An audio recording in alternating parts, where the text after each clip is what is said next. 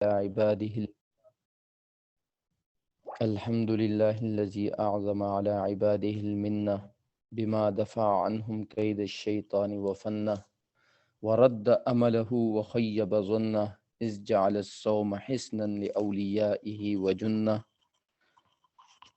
وفتح لهم به أبواب الجنة وأشهد أن لا إله إلا الله وحده لا شريك له وأشهد أن سيدنا ومولانا محمدا عبده ورسوله قائد الخلق وممهد السنة صلى الله عليه وعلى آله وأصحابه ذوي الأبصار الثاقبة والعقول المرجحنة وسلم تسليما كثيرا. أما بعد أعوذ بالله من الشيطان الرجيم بسم الله الرحمن الرحيم.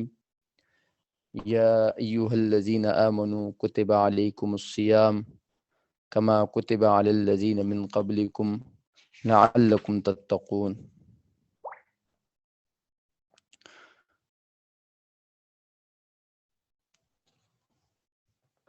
وقال رسول الله صلى الله عليه وسلم الصوم جنة أو كما قال عليه الصلاة والسلام. محترم و معززین، محترمات و معززات، اللہ سبحانہ و تعالی نے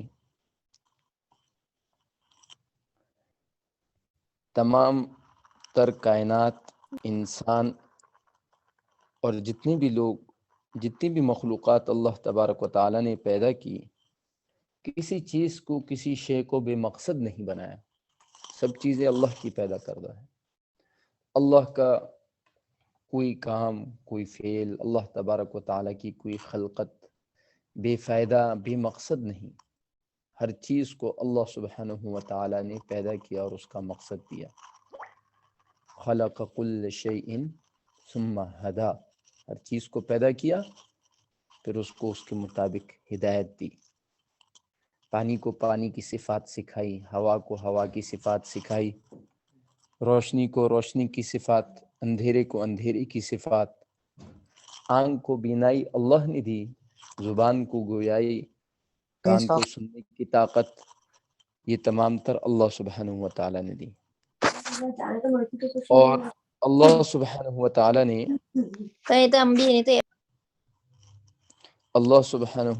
نے یہ گزارش ہے کہ جو جوائن کرتا رہیں اپنے مائک کو بند کر دیں تو بات کرنی آسان رہے گی.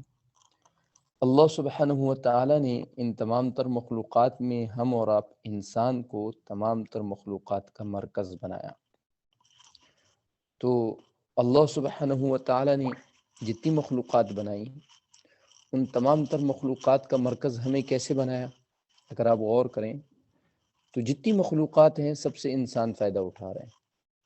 چاہے وہ سورج ہے، اس کی روشنی ہے، اس کی دھوپ ہے، چاہے ہوائیں ہیں، چاہے پانی ہے، چاہے جانور ہیں، چاہے درخت پودے ہیں، چاہے مٹی ہے، چاہے ریت ہے، ہر چیز کو انسان استعمال کر رہا ہے. اور کبھی بھی یہ چیزیں بائیکاٹ نہیں کرتی. کبھی سنا آپ نے کہ پانی نے بہنا ختم کر دیا ہو کہ بھئی انسان ہمارے حقوق ادا نہیں کر رہے، آج جو ہے ہم ہڑتال کرتے ہیں، ہم آج پانی بولتا ہے میں نے بہنا چھوڑ دیا. یا جو ہے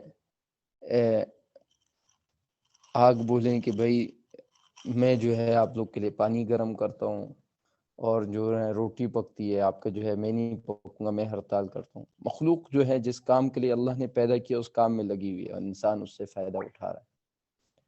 اللہ سبحانہ و تعالی نے انسان کو اس دنیا میں ایک مقصد کے لیے پیدا کیا. اللہ تبارک و تعالی نے الفاظ میں بیان کیا ہے کہ ما خلقت الجن والانس لیعبدون.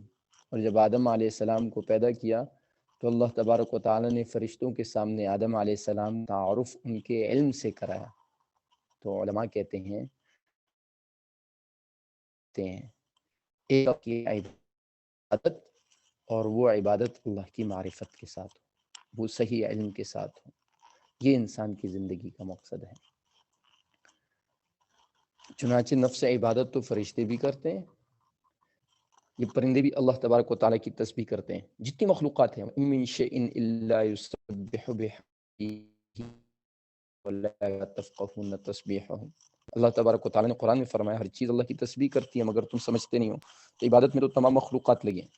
وما خلقت الجن والانس الا ليعبدون میں کون سی عبادت مراد ہے؟ وہ عبادت جو معرفت کے ساتھ ہوں، جو اطاعت کے ساتھ ہوں، اور جو اطاعت جبری نہیں ہے بلکہ وہ اختیاری ہوں. اللہ تبارک و تعالیٰ کی اطاعت کرنے میں تمام مخلوقات مجبور. انسان کو اللہ تبارک و تعالیٰ نے ایک گناہ اختیار دیا. وہ اپنی اختیار سے نافرمانی بھی کر سکتا ہے، گناہ بھی کر سکتا ہے اور نیک بھی بن سکتا ہے. اب جہاں انسان نے اللہ کی اطاعت کرنی ہے وہاں پہ انسان کے دشمن بھی ہیں. جب آدم علیہ السلام کو بنایا تو شیطان نے سجدہ کرنے سے انکار کر دیا کہ میں سجدہ نہیں کرتا، اور جب اس کی وجہ سے اس کو سزا ملنے لگی تو اس نے قیامت تک کی مہلت لے لی اور اللہ کے سامنے یہ عہد کیا کہ میں آپ کے ان بندوں کو آگے پیچھے ہر طرف سے ہر قسم کے جالوں میں پھنسا کر آپ سے دور کروں گا، آپ کی اطاعت نہیں کرنے دوں گا. پھر ہمارا نفس، یہ نفس ہم بولتے رہتے ہیں، نفس کیا ہے؟ نفس ہماری بشری تقاضے ہیں. ہم انسان ہیں، گرمی میں گرمی لگتی ہے، سردی میں سردی لگتی ہے، بھوک پیاس لگتی ہے، بشری تقاضے یہ بھی انسان کو گناہ کی طرف لے جاتے ہیں. گناہ کی خواہش ہونا ایک بشری تقاضا ہے، انسان کے اندر یہ چاہتے اللہ تبارک و تعالی نے رکھی ہوئی ہیں. اب انسان اللہ کی اطاعت کرتے ہوئے غلط نہ دیکھیں، غلط نہ سنیں، غلط نہ بولیں، غصے کے وقت خود پر قابو رکھیں. اس کے لیے انسان کو محنت کرنے کی ضرورت ہے. اللہ تبارک و تعالی نے اس کے لیے تاکہ ہم وہ تقوی حاصل کریں اور اللہ کی اطاعت صحیح طریقے سے کرنا سیکھ جائیں، ہم اور آپ کو ایک بہترین مہینہ اس کی تیاری کا عطا کیا، اور وہ ہے رمضان کا مہینہ. رمضان کا مہینہ اللہ تبارک و تعالی نے ہم کو دیا جس میں ہم اللہ سبحانہ و تعالی کی اطاعت کر کے تقوی سیکھ سکتے ہیں.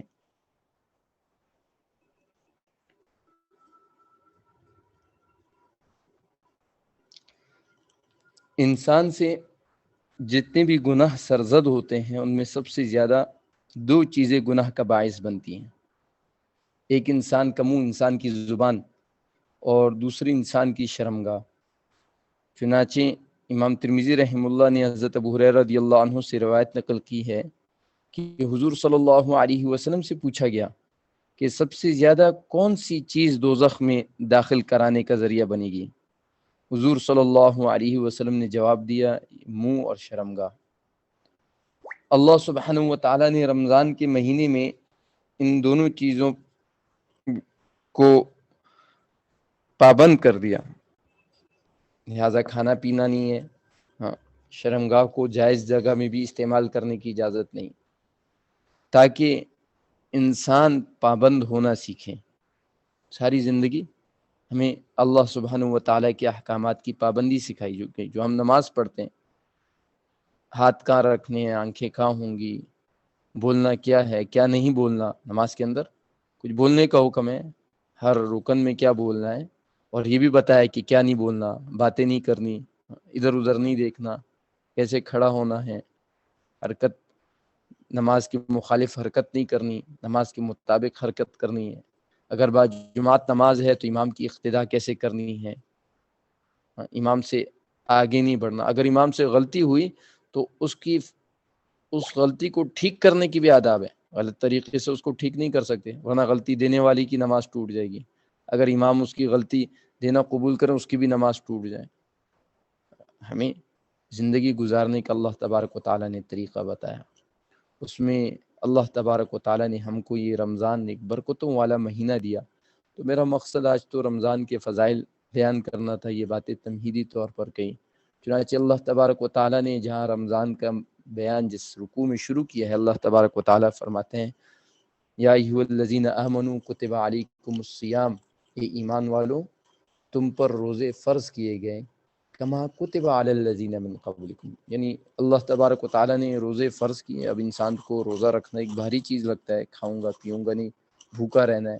طبعی طور پر انسان پر یہ بہت مشکل چیز ہوتی ہے. اکثر رمضان سے پہلے انسان سوچتے ہیں میں کیسے سارا دن بھوکا پیاسا رہوں گا. اللہ کی قدرت، اللہ اتنا آسان کر دیتے ہیں. اللہ تبارک و تعالیٰ وہ روزہ آسان کر دیتے ہیں، روزے ہو جاتے ہیں. پھر جب روزوں کا مہینہ ختم ہوتا ہے تو عید کے دن کھاتے ہوئے انسان کو اپنے آپ عجیب لگتا ہے. دن کی روشنی میں کھا پی رہا ہوں، انسان کو عجیب لگتا ہے عید کے دن. اللہ تبارک و تعالی روزے دار کو اپنی برکتیں کھلاتے ہیں، روزہ آسان کرتے ہیں. برکتوں کا مہینہ ہے. اللہ تبارک و تعالی نے اس لیے کہ طبعی طور پر ہم پر دشوار ہوگا، اللہ تبارک و تعالی تسلی دیتے ہیں کہ یہ تم کوئی نیا کام نہیں کر رہے ہو، ایسا کام نہیں کر رہے ہو جو پہلے کسی نے نہ کیا ہو، تم سے پہلے بھی لوگ کرتے رہے ہیں. یہ مشکل کام نہیں ہے، پریشان مت ہو. کما کتب علی الذین من قبلکم، تم سے پہلے بھی امتوں پر روزے فرض ہوئے ہیں، انہوں نے روزے رکھے ہیں. اور اللہ تبارک و تعالی نے اس کا مقصد بیان کیا ہے. روزے کا مقصد کیا ہے؟ لعلکم تتقون، تاکہ تم تقوی حاصل کرو. تقوی کہتے ہیں گناہ سے بچنا. یعنی رمضان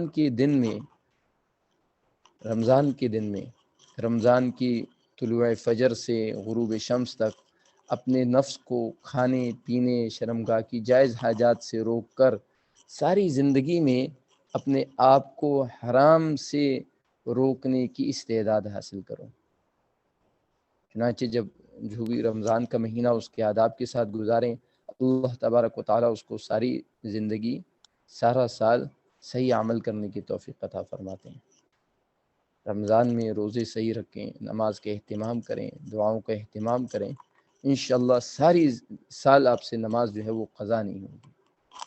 تو رمضان کی تیاری میں جب ایسا اہم موقع آ رہا ہو، اس کی تیاری میں سب سے پہلا کام تو جو ہم سے خطائیں ہوئیں اس سال میں ان سے توبہ کرنا، اللہ سبحانہ و تعالیٰ کے سامنے گڑ گڑانا ہے.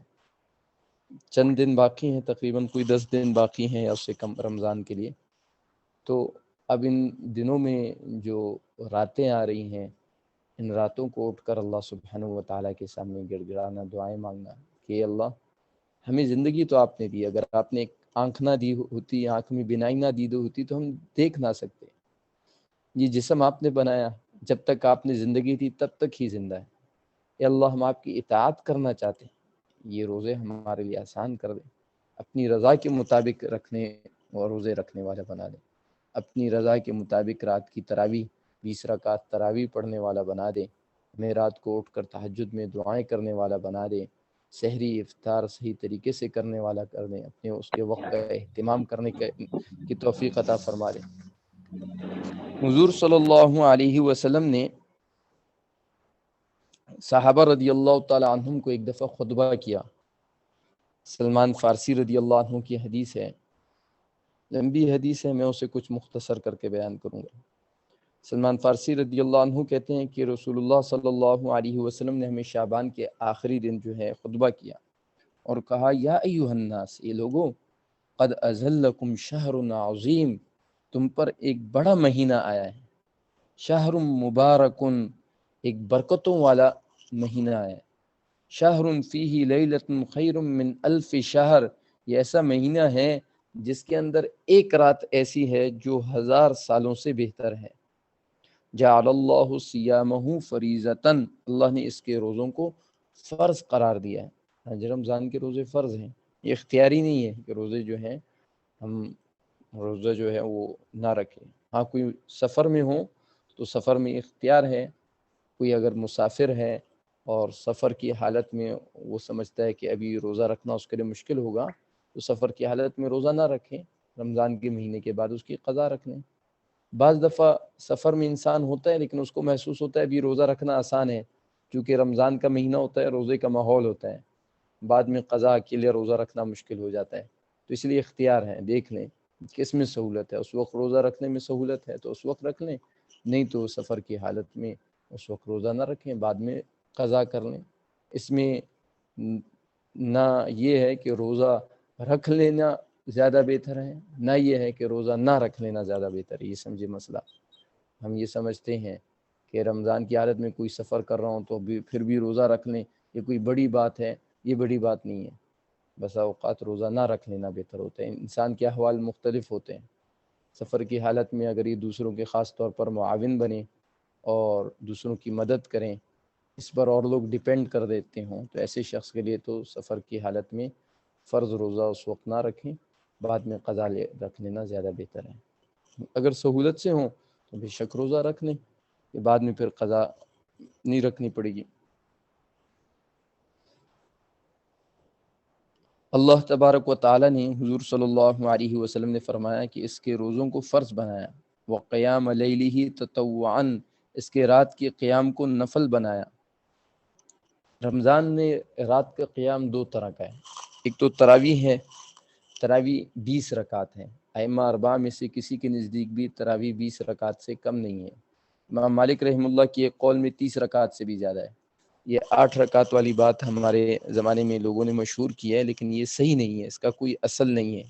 وہ چند روایت کا ذکر کرتے ہیں کہ حضور صلی اللہ علیہ وسلم نے مسجد میں باجماعت 8 رکعت پڑھائی تھی، تو اس سے یہ معلوم نہیں ہوتا کہ بعد میں انہوں نے 20 پوری کی تھی یا نہیں۔ بعد میں 20 پوری کی ہوں گی، کیونکہ صحابہ رضی اللہ تعالیٰ عنہم نے حضور صلی اللہ علیہ وسلم کے زمانے کے بعد جب تراویح کا انتظام مقرر کیا تو انہوں نے 20 رکعت مقرر کی، اور کسی صحابی نے بھی 20 رکعت سے کم پر اکتفا نہیں کیا۔ اسی وجہ سے ائمہ اربعہ اس پر متفق ہیں کہ تراویح جو ہے 20 رکعت سے کم نہیں ہے، 20 رکعت تراویح ہی ہیں۔ اور تراویح تو 20 رکعت ہیں، باقی حضور صلی اللہ علیہ وسلم نے اس کو باجماعت نہیں پڑھایا، ہمارے یہاں پہ باجماعت پڑھائی جاتی ہے یہ بات۔ تو حضور صلی اللہ علیہ وسلم نے ایک حدیث میں خود اس کا عذر بیان کیا کہ میں نے اس وجہ سے نہیں پڑھایا کہ مجھے ڈر تھا کہیں تم پر واجب نہ ہو جائے۔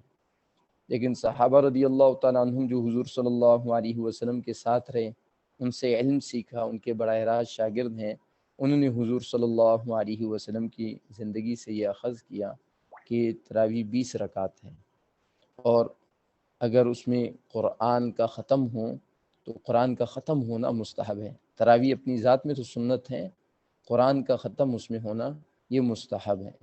اگر قرآن کا ختم پر پیسے لینے دینا ہو تو علماء نے لکھا اس سے بہتر یہ ہے کہ 10 سورتوں کے ساتھ مختصر تراویح ہوں۔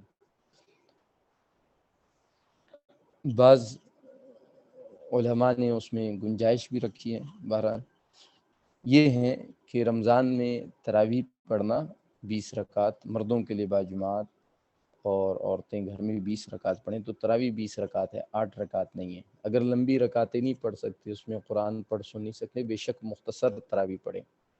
پورا قرآن اس میں سننا یہ لازمی سنت نہیں ہے، یہ مستحب ہے، لیکن تراویح ہر روزے کی یہ سنت ہے۔ تراویح روزے سے پہلے ہوتی ہیں، اگلے دن جب روزہ رکھنا ہے تو اس سے پہلے تراویح ہے۔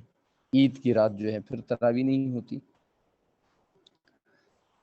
حدیث آپ کو سنا رہا تھا سلمان فارسی رضی اللہ عنہ کی جو حدیث ہے کہ حضور صلی اللہ علیہ وسلم نے شعبان کے آخری دن خطبہ دیا، اس میں آگے پھر حضور صلی اللہ علیہ وسلم نے فرمایا من تقرب فیہ بخصلۃ من الخیر کان کمن ادى فریضۃ فیما سواہ، کہ جس نے اس مہینے میں کوئی نیک کام کیا گویا کہ اس نے اس مہینے کے علاوہ میں فرض ادا کیا۔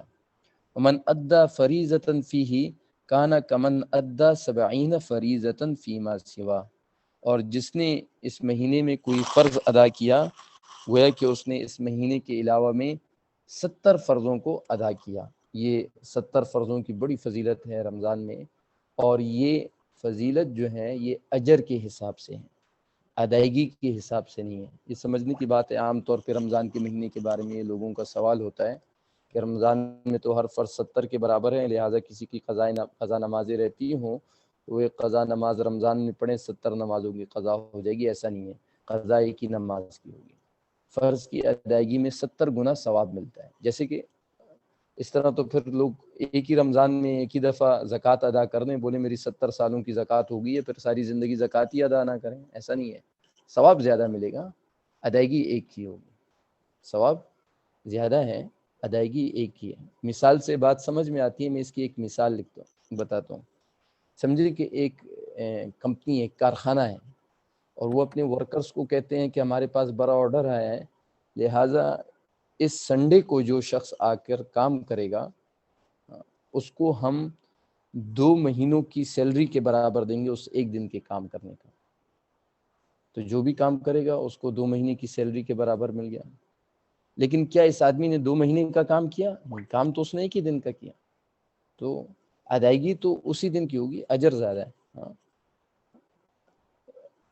اب اس کا یہ مطلب ہے کہ وہ کمپنی کہہ رہی ہے کہ ایک دن جس نے کام کیا لہٰذا ہم 2 مہینے جو ہیں ہم کمپنی بند رکھیں گے. نہیں، کوئی بھی سمجھدار کمپنی ہے تو نہیں کرے گی ایک دن کام کرا کے اور 2 مہینوں کی تنخواہ دینے سے. کمپنی کا یہ مطلب تو نہیں ہے کہ 2 مہینے کمپنی بند ہوگی، تو 2 مہینے اور کام کریں گے. لیکن ان کے لیے یہ ایک دن کا کام بہت اہم تھا، اس پر وہ تنخواہ کو ہے کہیں گنا بنا رہے. چنانچہ اللہ تبارک و تعالیٰ نے اپنے فضل سے اپنی رحمتوں کا عام کیا. اس مہینے میں اجر ثواب بڑھ گیا، ادائیگی وہی ہے.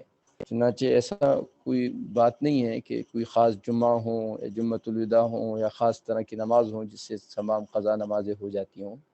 ہاں، فرض کی ادائیگی کا ثواب زیادہ ہے. فرائض بہت سارے ہیں، یہ بھی سمجھنا چاہیے. 5 وقت نماز بھی فرض ہے. ہاں. والدین کی خدمت کرنا بھی ایک فرض ہے. رشتہ داروں کی خیر خبر کرنا، صلہ رحمی کرنا، یہ بھی ایک فرض ہے. ٹھیک ہے نا. غریبوں کی معاونت کرنا، قرض دار سے قرض کا بوجھ کم کرنا، یہ سب ہم پر فرض ہیں. اللہ تبارک و تعالیٰ نے ہمیں پیدا کیا. دیکھیں، ہر انسان کا، ہر مسلمان کا مسلمان ہونے کی حیثیت سے بڑا مقصد یہ ہوتا ہے کہ میں اللہ کا محبوب ترین بندہ بن جاؤں.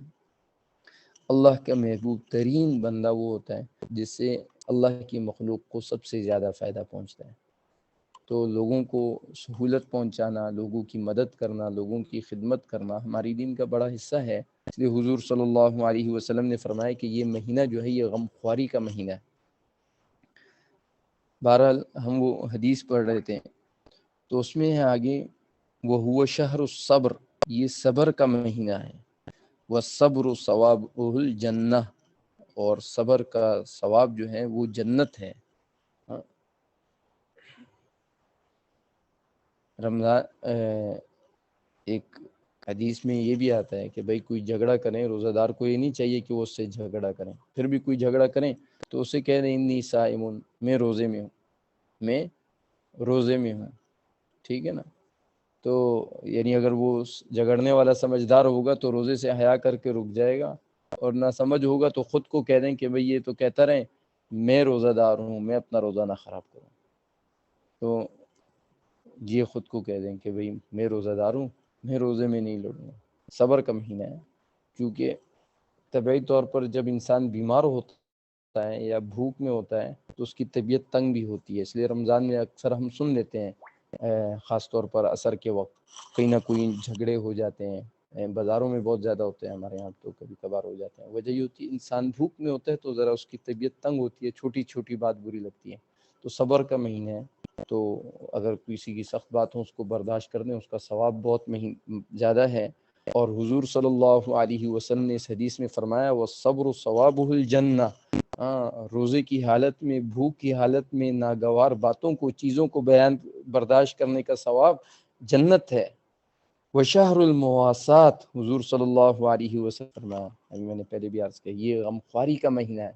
ایک دوسرے کے پوچھنے کا مہینہ ہے، ایک دوسرے کی خیال رکھنے کا مہینہ ہے. وَشَهْرٌ يُزَادُ فِيهِ رِزْقُ الْمُؤْمِنِ، یہ وہ مہینہ ہے جس میں مومن کا رزق بڑھا دیا جاتا ہے. مَنْ فَطَّرَ فِيهِ صَائِمًا كَانَ لَهُ مَغْفِرَةٌ لِذُنُوبِهِ وَعِتْقُ رَقْبَتِهِ مِنَ النَّارِ، جس نے اس مہینے میں کسی روزہ دار کو افطار کرا دیا تو یہ افطار کرانا اس کے گناہوں کی بخشش کا ذریعہ بن جاتا ہے اور سے خلاصی کا ذریعہ بن جاتا ہے. وَكَانَ لَهُ مِثْلُ أَجْرِهِ مِنْ غَيْرِ أَنْ يَنْتَقِصَ مِنْ أَجْرِهِ شَيْءٌ، اور روزہ دار کے اجر کے برابر افطار کرانے والے کو بھی ثواب ملتا ہے. روزہ دار کے اجر سے کچھ کم نہیں ہوتا. صحابہ نے عرض کیا یا رسول اللہ لَيْسَ كُلُّنَا يَجِدُ مَا يُفَطِّرُ بِهِ الصَّائِمُ، ہم میں سے تو ہر کوئی اتنی وسعت نہیں رکھتا کہ لوگوں کو اب افطار کراتا پھریں روزانہ، لوگوں کو افطاریں کرائیں اور کھانا کھلائیں روزانہ. اتنا مال تو ہم میں سے ہر کسی کے پاس نہیں ہے. صحابہ رضی اللہ تعالیٰ عنہم دین کے معاملے میں بڑے حریص تھے. وہ ہی نہیں چاہتے تھے کہ ہم سے آخرت کی کوئی چیز رہ جائے. دنیا کو تو سب کچھ قربان کر دیا، گھر بار سب چھوڑ کر اللہ تبارک و تعالیٰ کے راستے میں تیار، جانیں قربان کرنے کے لیے. لیکن آخرت کے بارے میں صحابہ کہتے تھے کوئی ہم سے آگے نہ بڑھ جائے. ایسی بات ہوتی تو جو فقراء صحابہ ہوتے ہیں ان کو بڑی فکر ہوتی ہے کہ اب مال تو ہمارے پاس کم ہے، ہم ہی اجر کیسے ثابت کریں گے. یہ تو صرف مالداروں کے لیے ہو گیا کہ جو افطار کرائیں گے اور وہ یہ جو ہے ثواب حاصل کرتے رہیں گے. خود ہی بھی روزہ رکھیں گے، ہمیں بھی افطار کرائیں گے، تو ہم کیا کریں گے. حضور صلی اللہ علیہ وسلم نے فرمایا یعطی اللہ ھذا الثواب من فطر صائما علی مزقۃ لبن او تمرۃ او شربۃ ماء. یہ ثواب تو اللہ تبارک و تعالیٰ اس شخص کو بھی دیتے ہیں جو افطار میں کسی کو ایک گھونٹ دودھ پلا دیں، ایک گھونٹ لسی پلا دیں، ایک کھجور کھلا دیں، پانی کا ایک گھونٹ ہی پلا دیں. اللہ تبارک و تعالیٰ اس پر بھی یہ ثواب دیتے ہیں. حضور صلی اللہ علیہ وسلم نے آگے پھر مزید فضیلت بتائی. کہتے ہیں ومن اشبع صائما، جس نے روزہ دار کو افطار میں پیٹ بھر کے کھانا کھلایا، سقاہ اللہ من حوضی شربتا لا یظمأ حتی یدخل الجنۃ. اللہ تبارک و تعالیٰ اس شخص کو جو روزہ دار کو پیٹ بھر کے افطار کرائے گا، اللہ تبارک و تعالیٰ اس کو میرے حوض سے ایسا پانی پلائے گا جس کے بعد جو ہے وہ جنت میں داخل ہونے تک کبھی پیاسا نہیں ہوگا. وَهُوَ شَهْرٌ أَوَّلُهُ رَحْمَةٌ، یہ ایسا مہینہ ہے جس کا پہلا حصہ رحمت ہے. وَأَوْسَطُهُ مَغْفِرَةٌ، درمیانی حصہ مغفرت ہے. وَآخِرُهُ عِتْقٌ مِّنَ النَّارِ، اور آخری حصہ جہنم سے خلاصی ہے. عام طور پہ پہلا عشرہ 10 دن کہتے ہیں رحمت کے، درمیانی مغفرت کے، آخری 10 دن جہنم سے خلاصی کے. ومن خفف عن مملوکه فيه غفر اللہ له واعتقه من النار، جو شخص اس میں اپنی غلام کا بوجھ کم کر دیں، اللہ تبارک و تعالیٰ اس کی بخشش کر دیتے ہیں اور اس کو جہنم سے خلاصی دیتے ہیں. ہمارے زمانے میں غلام مالک غلام کا تو کوئی کانسیپٹ ہی نہیں ہے. الحمدللہ کوئی ایسا ہے نہیں کہ کوئی کسی کا غلام ہو. ہاں اجرت پہ ہو سکتے ہیں، بعض جگہ گھروں میں لوگ کام کرتے ہیں تو ان کی معاونت کرنی چاہیے، ان کا خیال رکھنا چاہیے کہ بھئی وہ روزے سے ہیں. اگر وہ روزے سے نہ بھی ہوں تو حضور صلی اللہ علیہ وسلم کے حکم کے پاسداری کر کے ان کے کام کو آسان کریں کہ بھئی یہ بھی ہمارے رمضان کا حصہ ہے، اس پر جو ہمارے معاون ہوں، ہمارے ہیلپرز ہیں، ہم ان کے جو ہے کام جو ہے ان کے لیے آسان کریں. بسا اوقات تو ہم رمضان میں اور بڑھا دیتے ہیں، اتنی افطاریاں بنانی ہیں. یہ افطار میں تکلف کرنا، اس سے بچنا چاہیے. یہ افطار میں تکلف کر کے بڑی ٹیبل سجانا اور بہت سی چیزیں بنانا، جب بھوک لگی ہوتی ہے تو انسان کو لگتا ہے میں یہ سب کچھ کھا لوں گا، پھر افطار کے وقت کچھ کھاتے نہیں ہے، وہ سارا ضائع ہو جاتا ہے. تو یہ اسراف اللہ تبارک و تعالیٰ کو پسند نہیں. ایک دو چیزیں بنائیں، مناسب مقدار میں بنائیں. انسان کا معدہ بھی درست رہتا ہے، انسان کی طبیعت بھی ٹھیک رہتی ہے، اور پھر روزہ بھی آگے آسان رہتا ہے. ایسی چیزیں کھائیں جو کہ صحت کے لیے مفید ہوں. اتنا زیادہ افطار کر لینا اور پھر مغرب کی نماز پڑھ کے اتنا زیادہ کھا لینا، پھر تراویح نہیں پڑھی جاتی، رات کو تہجد کے لیے تو اٹھا ہی نہیں جاتا، اور پھر جو ہے سحری کے وقت بھی پھر زیادہ کھایا نہیں جاتا کیونکہ افطار کے وقت بہت زیادہ کھا لیا ہوتا ہے. تو پھر جب سحری کے وقت بھی پھر صحیح نہیں کھاتے تو پھر آگے دن اگلا روزہ پھر اور مشکل ہوتا ہے. پھر افطار کے وقت اسی طرح بھوک سے نڈھال ہوتے ہیں، پھر ٹیبل کو اور زیادہ بھرتے ہیں اور پھر اور زیادہ کھاتے ہیں، اور وہ جو ہے انسان کی عبادت مشکل ہوتی رہتی ہے.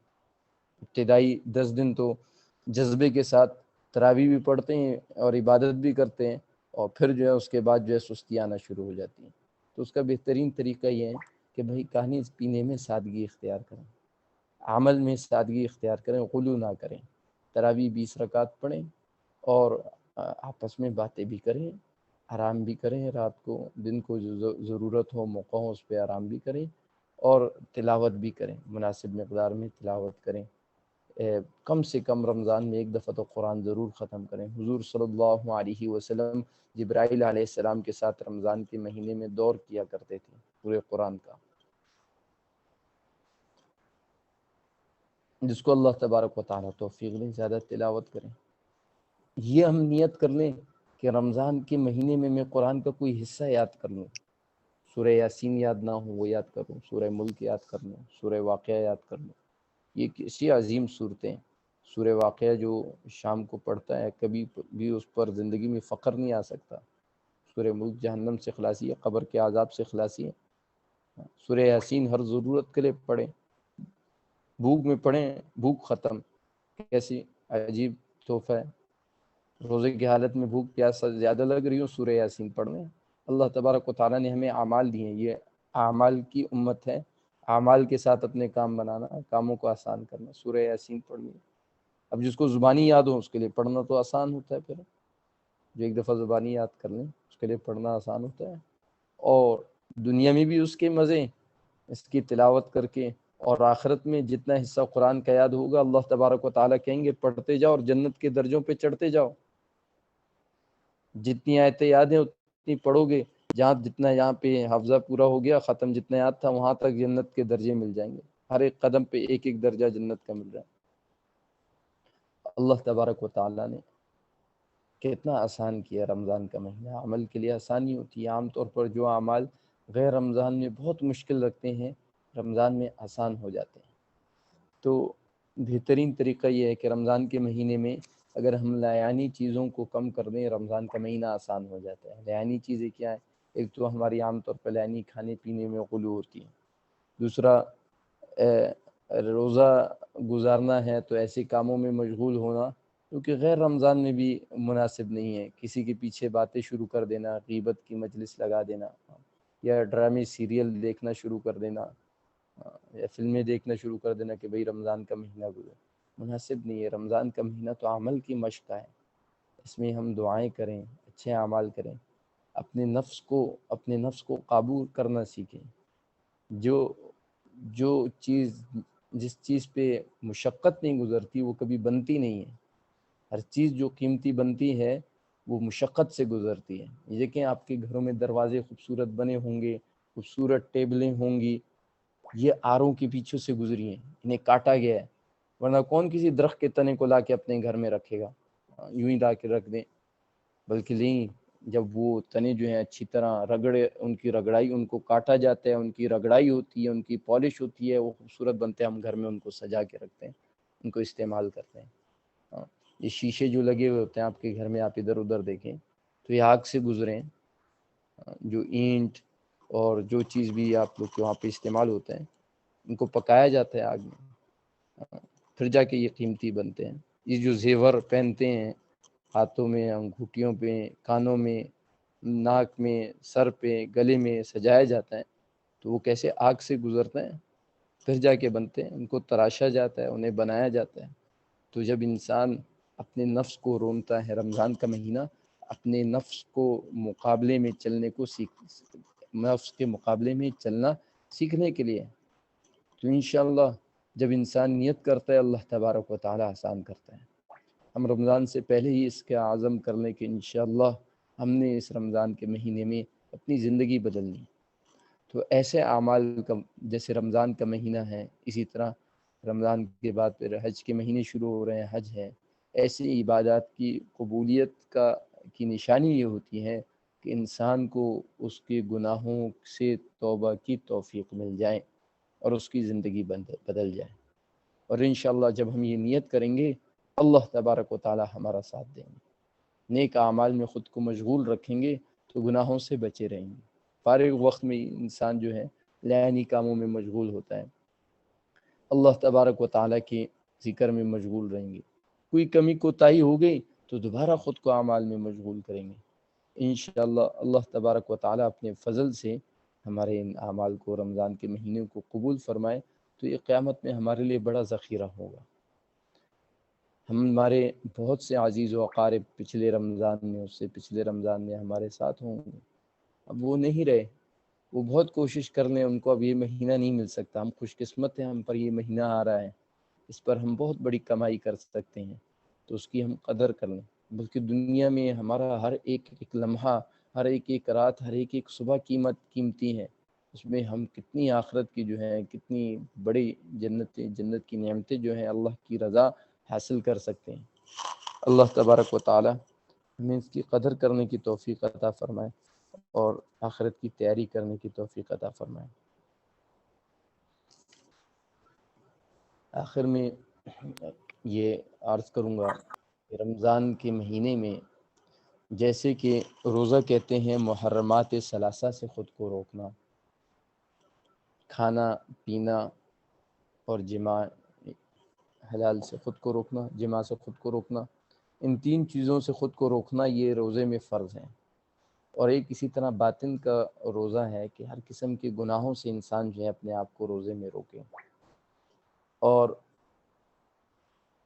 علماء مشائخ نے تو لکھا ہے ایک اس سے بڑے درجے کا اولیاء کرام نیک لوگوں کا روزہ یہ ہے کہ وہ کہتے تھے کہ کسی غیر اللہ کی طرف نظر بھی نہ جائیں، حالانکہ وہ یہ کہتے کہ اس فکر میں بھی نہ پڑتے روزے کی حالت میں کہ افطار میں کیا کھاؤں گا، وہ تو بہت بڑے درجے کی باتیں ہیں۔ البتہ ہم یہ کریں کہ بھئی ہم روزے میں دیکھیں کہ بھئی جن چیزوں سے روزہ نہیں بھی ٹوٹتا لیکن وہ گناہ ہیں تو وہ بھی ہم سے نہ ہو، وہ تو روزے کے بغیر بھی نہیں کرنی چاہیے، تو روزے کی حالت میں مناسب نہیں۔ ہم اس میں اپنی نمازوں کو صحیح طریقے سے ادا کرنے والے ہیں۔ اگر غیر رمضان میں 5 وقت الحمدللہ نماز پڑھ رہا ہوں، سنت پڑھ رہا ہوں، تو بھئی اس سنت غیر مؤکدہ میں نہیں پڑھا تو اس کا میں اپنی نماز میں اضافہ کر دوں، میں دعا کو چند منٹ بڑھا لوں۔ روزہ دار کی دعا قبول ہوتی ہے۔ روزہ دار کی منہ کی بدبو اللہ تبارک و تعالیٰ کو مشک کی خوشبو سے زیادہ پسندیدہ ہے۔ علماء نے لکھے وہ بدبو ہے جو بھوک کی وجہ سے معدے سے نکلتی ہے۔ چنانچہ روزے کی حالت میں بھی وضو کے لیے مسواک کرنی چاہیے، مسواک کرنے کی مانعت نہیں ہے۔ ہاں، ٹوتھ برش جس پر ٹوتھ پیسٹ لگی ہوں، اگر نہیں ٹوتھ برش ہوں اس پہ ٹوتھ پیسٹ نہ لگی ہوں تو اس کے کرنے میں بھی کوئی مذائقہ نہیں، لیکن وہ ٹوتھ برش جس پہ ٹوتھ برش لگی ہوں یا ایک دفعہ لگ چکی ہوں تو اس کے اثرات باقی رہتے ہیں، اس کا استعمال کرنا مکروہ ہے، اور اگر اس کے ذرات کو نگل لیں تو پھر اس سے روزہ ٹوٹ بھی جاتا ہے، تو اس سے احتیاط کرنی چاہیے۔ باقی مسواک کر سکتے ہیں، صاف ٹوتھ برش ہوں، بالکل نئی صاف ہوں جس پہ ٹوتھ پیسٹ کبھی نہ لگی ہوں تو وہ بھی کر سکتے ہیں، اس میں کوئی مذائقہ نہیں۔ اللہ تبارک و تعالی ہمارے لیے رمضان کا مہینہ آسان کریں، ترقی کا ذریعہ بنائیں، اور اللہ تبارک و تعالی ہمیں اس رمضان کے مہینے کو ایسے گزارنے کی توفیق عطا فرمائے جیسے کہ اللہ تبارک و تعالی ہم سے چاہتے ہیں۔ سبحان ربک رب العزت عما یصفون وسلام علی المرسلین والحمد للہ رب العالمین۔